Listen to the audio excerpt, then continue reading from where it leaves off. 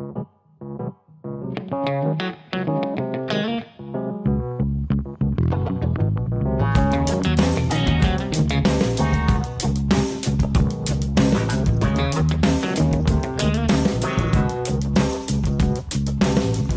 everyone.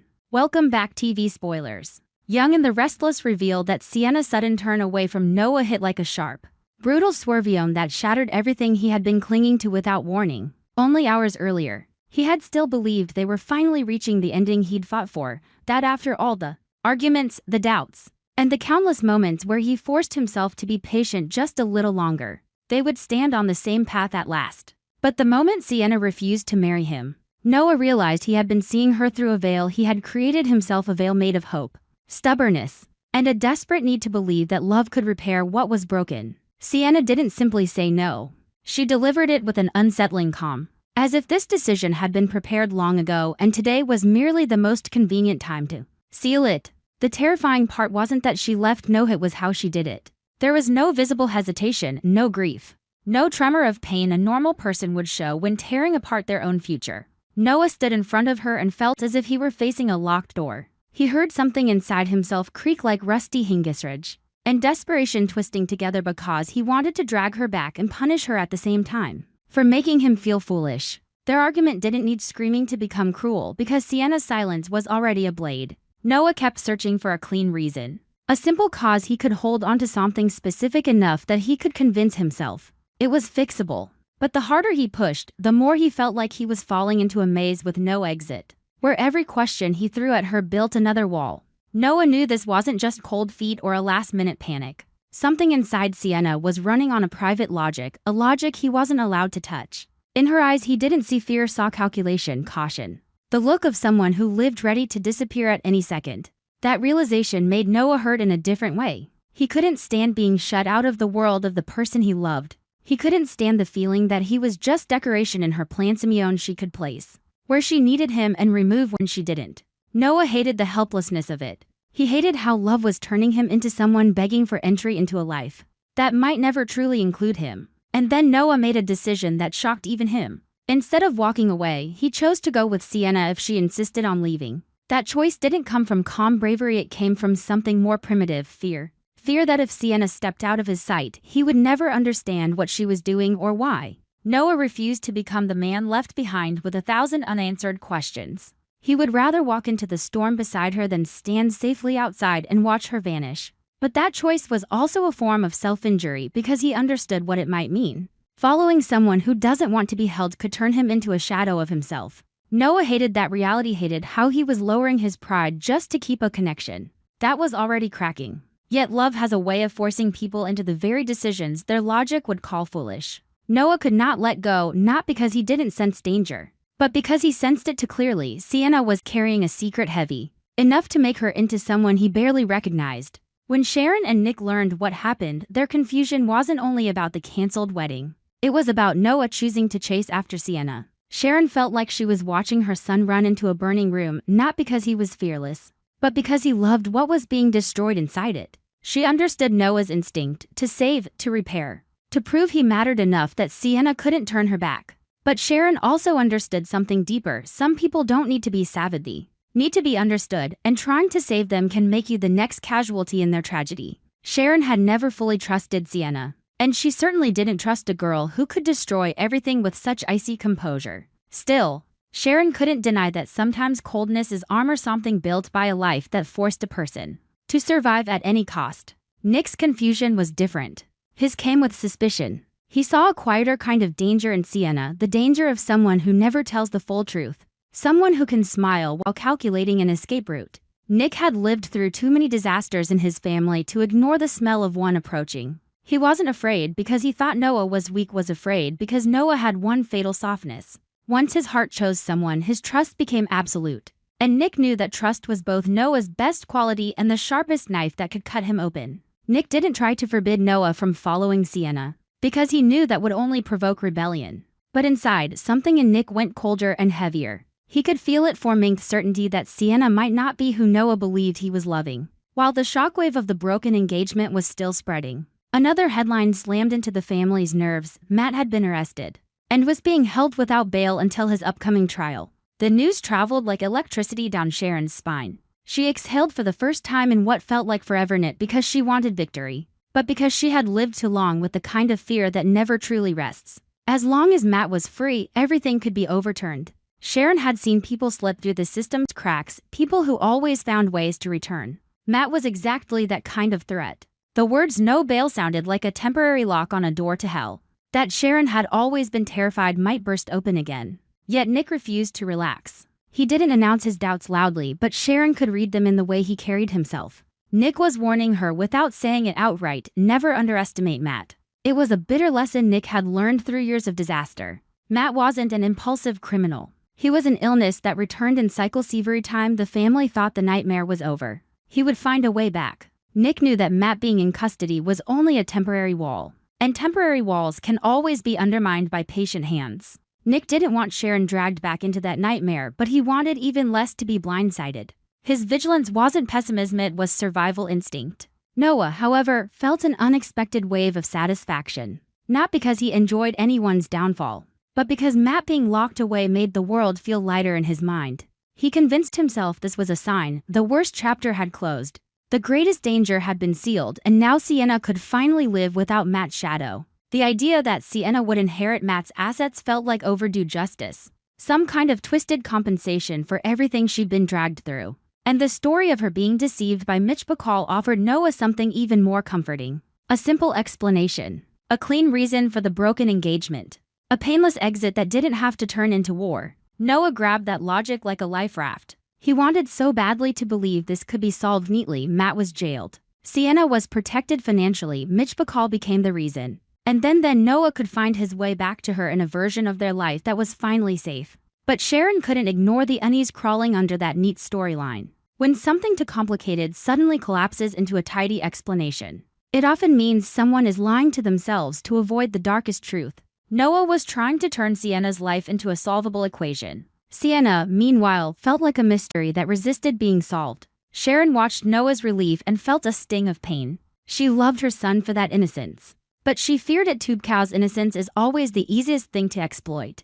Michael didn't look at any of this emotionally. He looked at it professionally, with the cold instinct of a man who didn't trust stories that felt too perfectly arranged. The moment certain pieces of Sienna's behavior began to align into something suspicious, Michael sensed the wrongness in it. Sienna had stepped into Noah's world with too many unanswered questions, too many abrupt shifts, too many decisions that left everyone breathless. Michael wasn't investigating out of petty curiosity, he was doing it because he understood the brutal truth: when someone lives inside secrets, the people closest to them become the first to pay the price. The deeper Michael dug, the stranger the gaps became. These weren't ordinary missing details. They felt erased, scrubbed away by deliberate hands. Sienna wasn't only hiding something, she was living like someone prepared to change names, identities, and entire lives if necessary. The Mitch Bacall story became a critical point Michael couldn't ignore, because it sounded like a mask designed to simplify everything: a clearly defined villain to blame, a clearly defined victim to protect.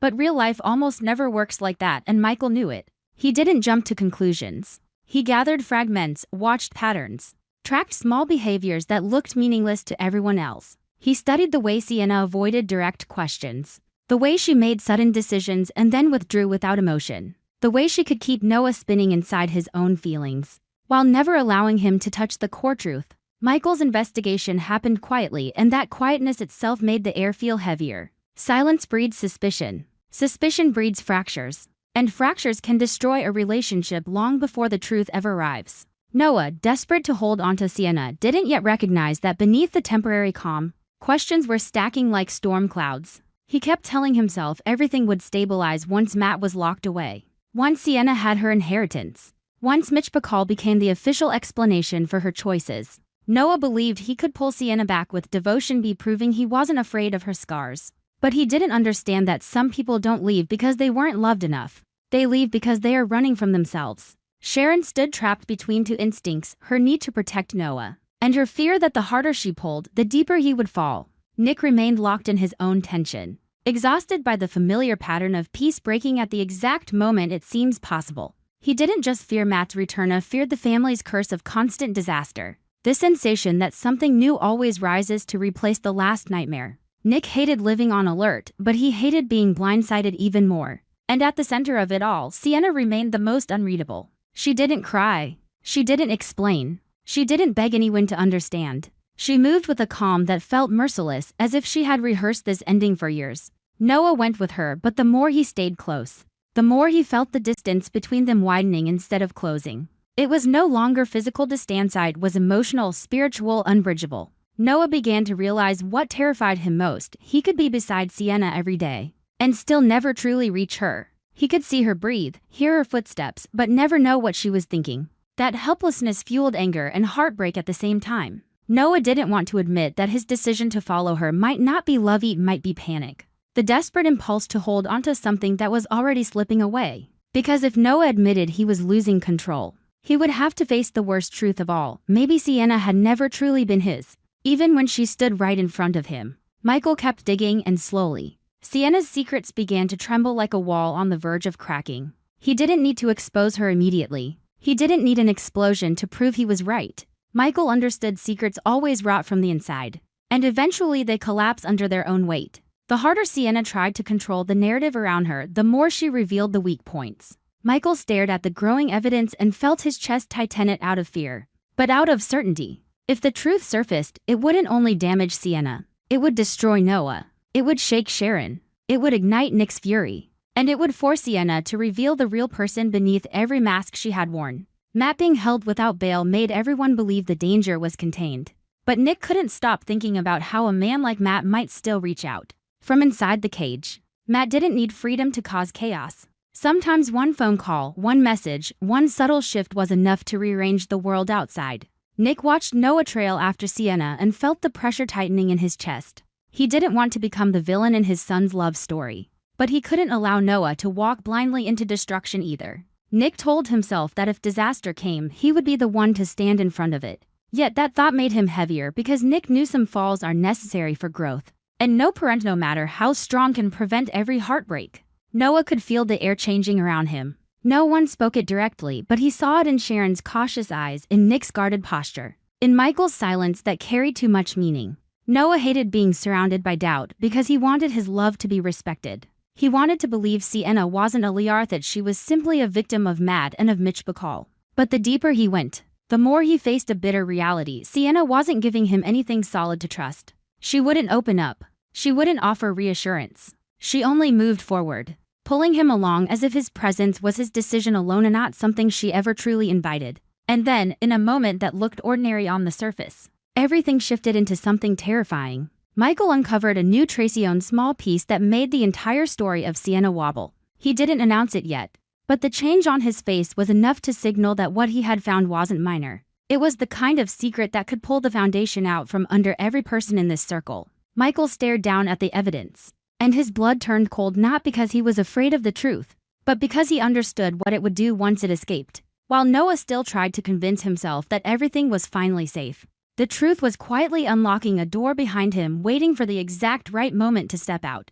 and devour them all. From the moment Noah left Genoa City with Sienna, Sharon felt something open inside her, an invisible cut that wouldn't stop stinging. A quiet dread spreading deeper with every hour. She tried to tell herself Noah was grown, that he was capable of making his own choices, that following Sienna might just be a reckless act of love that would eventually burn itself out and return to normal. But the harder Sharon fought for calm, the more she realized that calm was only a lie she kept repeating so she wouldn't fall apart. Because in Noah's eyes before he left, she didn't see the certainty of happiness. She saw the stubbornness of a man chaining himself to hope. Sharon knew her son too well. When Noah loved, he loved with everything he had, and once he decided to trust someone, that trust could turn into blindness so complete it made him vulnerable in ways he would never admit. Sharon didn't hate Sienna in the petty way some mothers did. This wasn't jealousy. It was fear. She feared the silence that always surrounded that girl. Sienna carried a fog around her, not the kind of mystery that felt seductive,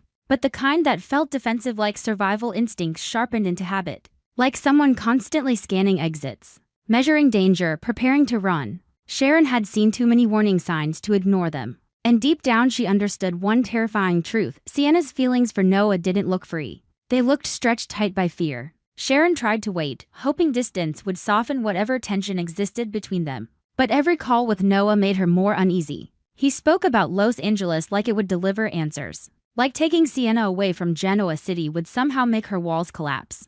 Would finally bring clarity. Noah insisted Sienna only needed time, that she was under pressure. That she loved him but couldn't marry him, that if he stayed beside her she would be okay. Those words chilled Sharon. Because she recognized what was happening. Noah was explaining Sienna for her. He was building a gentle story to cover an uglier truth. And the most frightening part was how believable he sounded to himself. Sharon could hear it, Noah spinning comfort into a shield because facing reality would destroy him. He was slipping into the role of the rescuer, and Sharon knew how dangerous that role could become. Not because wanting to save someone was wrong, but because it often ended in blood and grief when the person you were trying to save was trapped in forces far larger than love. So Sharon made a decision she couldn't delay anymore. She flew to Los Angeles in secret, quickly and quietly, like a mother who no longer had the luxury of standing still. It wasn't only maternal instinct driving her, it was something deeper and sharper. Sharon felt something moving toward Noah. Something he couldn't see because all he could see was Sienna. Sharon didn't warn Noah. She didn't want him angry or defensive. And she didn't want Sienna to become alert and change her behavior. Sharon needed to see the truth with her own eyes, not through the biased fragments of her son's devotion. The moment she arrived in LA, Sharon felt the air itself was different. This wasn't the bright freedom people romanticized. The city felt dense and suffocating, the kind of place where secrets could disappear inside crowds. Sharon searched for Noah first. But what struck her most wasn't where he was, it was who he was becoming. He looked tense, like someone forcing himself to stay steady so the other person wouldn't spiral. He spoke less, watched more, measured his words like they were weapons. Sharon realized her son was living in vigilance. And if Noah was vigilant, it meant danger was already close enough to touch him. The Sienna Sharon saw in Los Angeles only amplified her instincts. This girl didn't match the version Noah described. Sienna wasn't simply sad or exhausted, she was unsettled in a way that felt hunted. Her eyes flicked too fast, checking corners, tracking shadows. Her shoulders tightened every time her phone vibrated. She avoided places that were too crowded, yet she also avoided places that were too empty. Like she understood both could become traps. Sharon didn't need a confession to know the truth. Sienna hadn't left Noah because she stopped loving him. She left because someone forced her to. And that realization sent an icy current through Sharon's spine. Because it raised the most terrifying questions of all. Who could threaten Sienna strongly enough to break a wedding? And why was Sienna the kind of target that could draw that level of pressure in the first place? Instead of confronting her directly, Sharon chose the one strategy she trusted: watch, gather, wait for the truth to rise by itself. She observed Sienna from a distance, careful not to alert Noah and drag everything into emotional chaos. Sharon needed certainty before she acted, because one wrong move could place Noah's name on the radar of people who didn't play by normal rules. And then Sharon saw what she dreaded seeing: suspicious meetings. Sienna wasn't meeting someone once by accident, she met him multiple times, with the weight of a schedule behind it. A man Sharon didn't recognize. Not someone casual, not someone friendly. His presence was chilling, not because he was violent in obvious ways, but because he carried a kind of power that didn't need to shout. He stood like a man who already knew he had control. He didn't touch Sienna, didn't smile, didn't act intimate. But when he appeared, Sienna's face drained of color. Sharon recognized that kind of fear immediately. This wasn't romantic scandal. This was coercion. Sharon began connecting the fragments. She didn't have the whole picture at once, but she could feel its structure forming: an organized threat, something deliberate and dangerous. Sienna didn't move like a woman hiding a personal secret. She moved like a pawn being forced down a board, trapped in rules she didn't control. Sharon kept noticing patterns that screamed criminal pressure: sudden route changes, the clipped phone calls, the frozen moments when Sienna spotted a car lingering too long in a corner. Sharon realized she wasn't watching a messy love story. She was watching something that could end in someone disappearing without a trace. And in Sharon's mind, one horrifying truth rose above everything else: Noah, with his open heart and reckless loyalty, could become the collateral damage. While Noah tried to hold Sienna with love and trust, Sharon held a different perspective with hardened awareness of a woman who had survived too many nightmares to believe in miracles. She could not allow Noah to keep walking blind.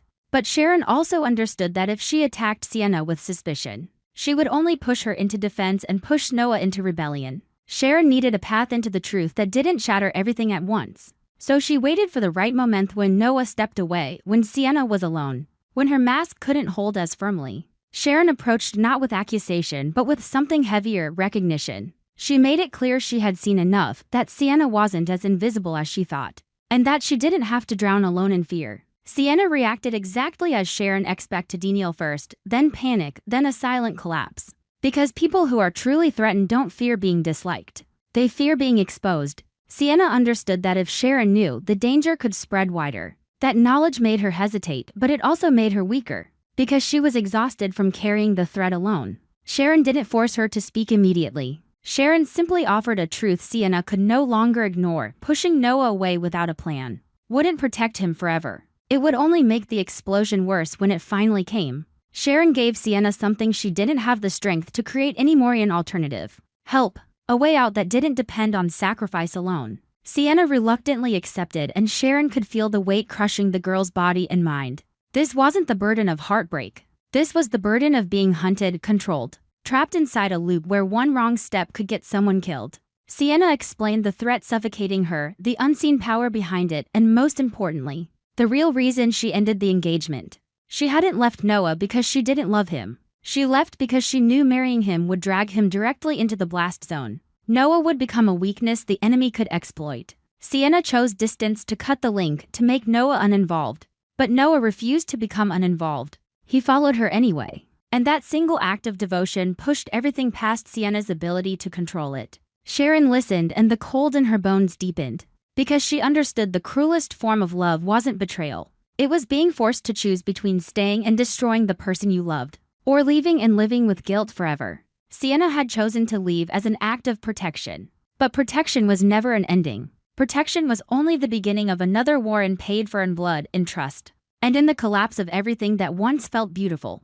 Sharon saw the truth in Sienna's eyes. She was exhausted beyond words, yet still trying to stand upright so she wouldn't break completely. Sharon started building a plan. Not a plan driven by emotion, but a bold plan built out of survival instinct. She understood that if they only ran, they would be caught. If they only fought, Noah would get pulled deeper. Sharon had to rescue Sienna while also building a wall strong enough to keep Noah away from the worst of it. And the part that hurt Sharon the most was the one she couldn't ignore. This wall might have to be built out of Noah's trust itself. Noah would feel betrayed if Sharon kept him in the dark. But if she didn't, Noah would charge in and ruin everything with love-fueled recklessness. Sharon stood between two kinds of pain, and she had to choose the one that might keep her son alive. The plan began to move, and Los Angeles stopped feeling like a city of lights. It became a maze, where Sharon and Sienna had to calculate every step like they were walking on thin ice. One mistake and the ice would crack, dropping them into a frozen abyss. Sharon realized her heartbeat hadn't been steady since she landed.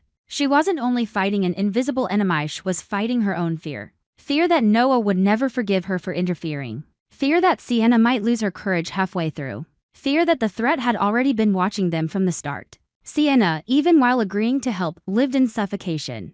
Every minute she believed she was dragging Sharon and Noah into hell with her. But it was too late to turn back. Sienna couldn't run and keep Noah safe anymore. Noah was already here. And that alone was a declaration of war. The deeper they pushed forward, the more Sharon understood how unpredictable the danger truly was. This wasn't gossip. This wasn't a scandal that could be contained with excuses and apologies. This was the kind of force that could erase a person in one night and leave nothing behind. Sharon knew she was risking everything, but she also knew doing nothing would be worse. That certainty was the only reason she stayed upright. She would rather face the darkness herself than watch her son step into it alone. Noah, close enough to sense the shifting air, still didn't know the full truth. He only felt the tension tightening each day, Sienna growing quieter. Sharon's sudden presence in LA becoming an impossible coincidence. Noah hadn't connected all the pieces yet, but he already felt something worse than fear. Felt himself being pushed to the edge of his own story. That ignited anger in him because Noah hated being controlled. He hated when people decided what was safe for him as if he were still a child. Yet beneath that anger, something colder was forming. If Sharon was here, the situation was worse than he believed. And if Sienna had been forced to sacrifice this much, then their love wasn't being tested, it was being targeted. Los Angeles grew tense, as if the city itself was waiting for a spark. Sharon and Sienna moved like two people carrying a bomb that hadn't detonated yet, desperately trying to disarm it before it exploded in their hands. Everything felt stretched to the breaking point because they knew one wrong look, one wrong turn, one moment of distraction could summon the enemy's presence. Sharon kept forcing herself to appear like an ordinary woman looking for her son. But inside her was a storm. Sienna, even while cooperating, walked like she was trapped inside a nightmare that wouldn't end, caught between wanting to escape and fearing that escape would mean Noah dying in her place. And then, just when Sharon believed her plan was holding, a small sign appeared that predators always bring with them. The unmistakable sensation of being watched again.